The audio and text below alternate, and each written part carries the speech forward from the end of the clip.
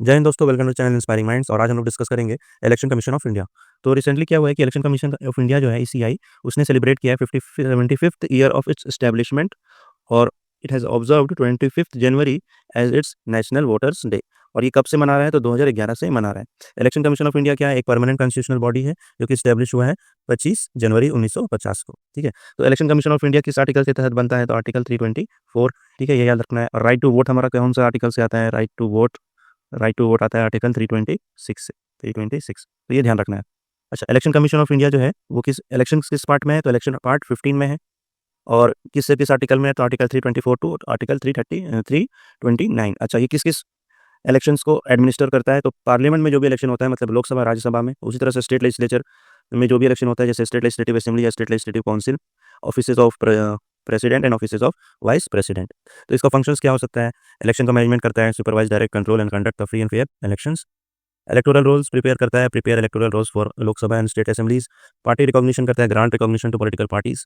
ठीक है, and model code of conduct को इंप्लीमेंट करता है। अभी प्रेजेंटली क्या कंपोजिशन है? तो प्रेजेंटली अभी 3 मेंबर बॉडी है, 1 chief election commissioner plus 2 election commissioner.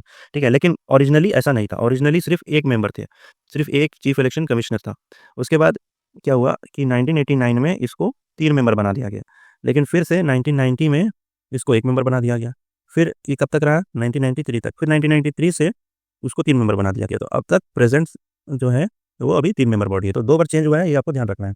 अच्छा, अभी क्या हुआ है कि एक एक्ट आया था, chief election commissioner and other election commissioner act 2023, जिसने रिप्लेस किया है 1991 के एक्ट को। और इस एक्ट के अनुसार इसको स्पेसिफाई किया गया है qualifications, reforming appointment process, provision of security of tenure, ये सब। तो इसका हम लोग देख लेते हैं 1 मिनट के अंदर क्या क्या इसमें इस एक्ट के अंदर आया है। तो क्वालिफिकेशन क्या दिया है for election commission of India की? Be holding must have a post equivalent to secretary of India. तो इनका जो है वो पोस्ट इक्विवेलेंट होना चाहिए सेक्रेटरी के। और ही must possess integrity and experience in managing and conducting election. इनको एक्सपीरियंस होना चाहिए और इंटीग्रिटी होना चाहिए, एक्सपीरियंस होना चाहिए in managing and controlling election. फिर एक सर्च कमेटी होगा। ठीक है, तो एक सर्च कमेटी जो है वो 5 मेंबर का पैनल मतलब सेलेक्ट करेगी। और फिर वो सर्च कमेटी इसको सेलेक्ट कमेटी को वो 5 नाम दे देगा, और उन 5 नाम से फिर ये लोग सिलेक्शन करेंगे। इसमें कौन कौन से हेड होंगे? इसमें it is headed by minister of law and justice and include 2 other members, that is the rank of secretary और हायर। अब इसमें जो है सिलेक्शन कमेटी में 3 मेंबर्स होते हैं। कौन कौन? Prime minister, leader of opposition and union cabinet minister nominated by the prime minister. अब यही जो है रिकमेंड करेंगे कि किस कैंडिडेट को अपॉइंट करेंगे प्रेसिडेंट। ठीक है, तो हमारा क्या है? पहले हमारा है सर्च कमिटी, अरे यार, सर्च कमिटी।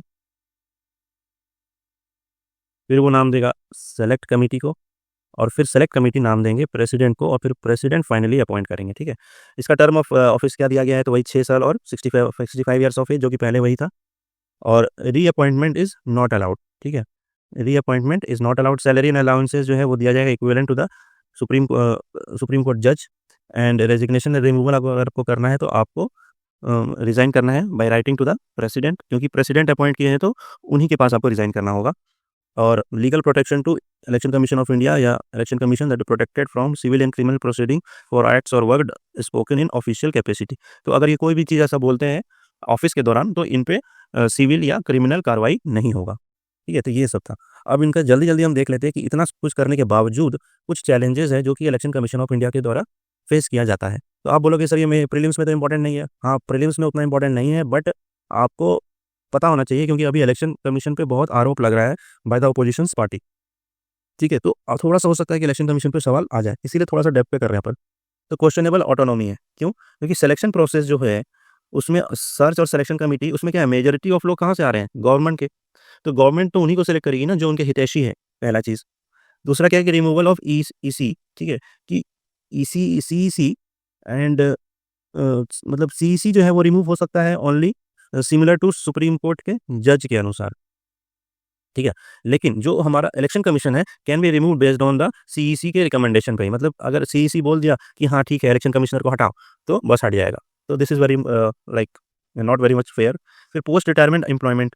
ठीक है, यहाँ पे भले एक्ट बोल रहा है कि प्रोहिबिट करता है, बट हमने अक्सर देखा है कि फ्यूचर अपॉइंटमेंट हो जाता है ईसीई और ईसीई के to any post under the government after their retirement. फिर लैक ऑफ इंडिपेंडेंट स्टाफ। ठीक है, तो इलेक्शन कमीशन का कोई अपना स्टाफ नहीं है। ठीक है, वो जो है आप देखते होंगे इलेक्शन होता है तो फिर सरकारी स्कूल के टीचर्स और सरकारी के कर्मचारी सब जो है इलेक्शन का काम करने लग जाते हैं, तो it does not have its own independent staff. फिर क्या है, ऑपरेशनल इशू है। क्या ऑपरेशनल इश्यूज़ है कि भैया इनके लिमिटेड पावर है, ठीक है? It can not D register a political party even for serious violation. तो इलेक्शन कमीशन रजिस्टर तो कर लेता है पॉलिटिकल पार्टी को, बट उसका पावर नहीं है कि वो डी रजिस्टर करे किसी पॉलिटिकल पार्टी को, ये सोच लो। मतलब आप किसी का नाम लिख सकते हो लेकिन नाम काट नहीं सकते हो। फिर क्या है, इलेक्टोरल रोल का मैनेजमेंट की it has problems include duplicate entries, incorrect details and exclusion of eligible voters. तो वही जो हमारे leader of opposition Rahul Gandhi ji allegation लगा रहे हैं, तो ये वाला प्रॉब्लम है, ठीक है? फिर electoral mall practices that issues like voter bribery या फिर बूथ कैप्चरिंग, ये सब। फिर वोटर्स टर्नआउट जो है वो बहुत ही कम रह रहा है हमारा, 65% के अराउंड रहता है, तो ये चीज़ थोड़ा-सा देखना है। फिर सिक्योरिटी कंसर्न भी है, प्रोटेक्टिंग वोटर्स कैंडिडेट, ये सब, ठीक है? और फिर सोशल मीडिया का भी आजकल ज़माना है, तो फेक न्यूज़ और ये सब एआई जनरेटेड डीप फेक्स, ये सब, और आप मतलब कि फॉल्स एजेंडा या नैरेटिव भी लोग चलाते हैं। तो की इनिशिएटिव्स क्या-क्या है? की इनिशिएटिव्स देख लेते हैं कि इलेक्शन ने वो ईवीएम लेकर के आया था, इलेक्ट्रॉनिक वोटर मशीन, कब लेकर के आया था? 1977 में। उसी तरह से एक स्वीप पोर्टल आया था, systematic voters education and electoral participation, जो कि लॉन्च हुआ था 2009 में। उसी तरह से C vigil sorry C vigil app है, जो कि इंट्रोड्यूस हुआ था 2018 में, to let citizen report of model code of conduct का वायोलेशन। तो आपको लगता है कि कोई भी वायोलेशन हो रहा है मॉडल कोड ऑफ कंडक्ट का, तो आप सी विजिल में उसका ये कर सकते हो, मतलब कंप्लेन कर सकते हो। उसके बाद वीवीपैट का आया था, तो वीवीपैट जो है 2013 में इंट्रोड्यूस हुआ था, तो इस तरह से पूछ सकता है और मैच द फॉलोइंग दे देगा आपको कि कब क्या इंट्रोड्यूस हुआ या फिर किसका क्या फंक्शन है। उसी तरह से national electoral roll purification and authentication programme, ये भी कब लॉन्च हुआ था? 2015 में, to create error free and authenticated electoral roll, ठीक है? उसके बाद फिर क्या है, इंटरनेशनल कोऑपरेशन भी हमने कर रखा है, जैसे कि association of world election bodies, एवेब and Stockholm convention and electoral network, तो इन सब के साथ भी हमने कोलैब करके रखा है। अच्छा, एक जजमेंट जो आया था वो आपको याद रखना है कि Anoop Barnwal versus union of India, यहाँ पे सुप्रीम कोर्ट ने कहा था कि जब तक कोई लॉ नहीं बनता है तो एक कॉलेजियन सिस्टम होना चाहिए, जिसमें prime minister, leader of position and chief justice of India होने चाहिए। तो जो सरकार ने 2023 में जो जजमेंट मतलब एक्ट बनाया है, उसमें चीफ जस्टिस ऑफ इंडिया को नहीं रखा है, जबकि एक minister nominated by the prime minister को रखा है, जो कि अगेंस्ट जा रहा है किसके? अनूप बर्नवाल के जजमेंट के हिसाब से। तो ये जजमेंट आपको याद रखना चाहिए कि कौन-सा जजमेंट था, अनूप बर्नवाल जजमेंट, ठीक है? अब हम लोग इसको एकदम फास्ट फॉरवर्ड में एकदम मतलब 1 मिनट के अंदर रिवाइज़ कर लेंगे, क्योंकि प्रीलिम्स के लिए क्या-क्या इंपॉर्टेंट फैक्ट्स है, उसको हम लोग बस देख लेंगे, ठीक है? चलिए आइए। तो इलेक्शन कमीशन ऑफ इंडिया जो अपना 75वां साल बनाया है, कब को मनाया है? 25 जनवरी को। ये क्या है? कॉन्स्टिट्यूशनल बॉडी है, 1950 में बना था 25 जनवरी को। किस पार्ट में है? पार्ट 15 में। किस आर्टिकल में? 24-29 में है। कहाँ-कहाँ इलेक्शन कराता है? तो Lok Sabha, Rajya Sabha, legislative assembly, council, president, vice president. इसका क्या-क्या फंक्शंस है? Election management, electoral roll, party recognition, model code of conduct. उसी तरह से इसमें कितने मेंबर है अभी? तो 3 मेंबर है ये और 2 इलेक्शन कमीशन, ठीक है? प्रोविजंस यहाँ पे क्या-क्या है? क्वालिफिकेशन के बारे में कि सिक्योरिटी लेवल का होना चाहिए, इंटीग्रिटी एक्सपीरियंस होना चाहिए, ठीक है? एक सर्च कमिटी बनता है जो कि headed by minister of law and justice. ये जो है अपना रिकमेंडेशन देगा सेलेक्ट कमिटी को, जिसमें 3 मेंबर होते हैं, prime minister, leader of opposition and union cabinet minister nominated by the prime minister. Security ये टर्म ऑफ ऑफिस क्या है? वही 6 साल 65 ईयर। सैलरी एंड बेनिफिट्स क्या मिलेगा? इक्विवेलेंट टू सुप्रीम कोर्ट जज के, ये इंपॉर्टेंट हो जाता है। और रिज़ाइन करना है तो प्रेसिडेंट को लिख के दीजिए। और ये they are protected from civil and criminal proceedings, ठीक है? चैलेंजेस हमने देख लिया है, आप फिर भी चलो एक बार कर लेते हैं जल्दी से चैलेंजेस। सिलेक्शन प्रोसेस का प्रॉब्लम है, रिमूवल ऑफ इलेक्शन कमिश्नर, क्योंकि उनके जस्ट चीफ इलेक्शन कमिश्नर के रिकमेंडेशन से ही इनको हटा दिया जाएगा। Post retirement employment, lack of independent staff, की इंडिपेंडेंट स्टाफ नहीं है। ऑपरेशनल इशूज़ में लिमिटेड पावर है, because it they cannot deregister the political party. Electoral roll का मैनेजमेंट नहीं कर पा रहे हैं। इलेक्टोरल माल प्रैक्टिसेस हो रहा है, सिक्योरिटी कंसर्न हो रहा है, and social media and disinformation हो रहा है। उसी तरह से ईवीसी कब इंट्रोड्यूस हुआ था? 1997 में।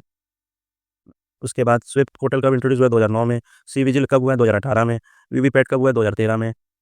ये इलेक्टोरल रोल प्यूरिफिकेशन प्रोग्राम कब स्टार्ट हुआ है? 2015 में। इसके साथ इंटरनेशनल कोलैबोरेशन किया है ईसीआई, तो association of world election bodies, जो कि कहाँ पे है? इसके साथ और एक सीईएन, जो कि स्टॉकहोम कन्वेंशन, और एक हमारा जो जजमेंट है लास्ट वाला, अनूप बर्नवाल जजमेंट।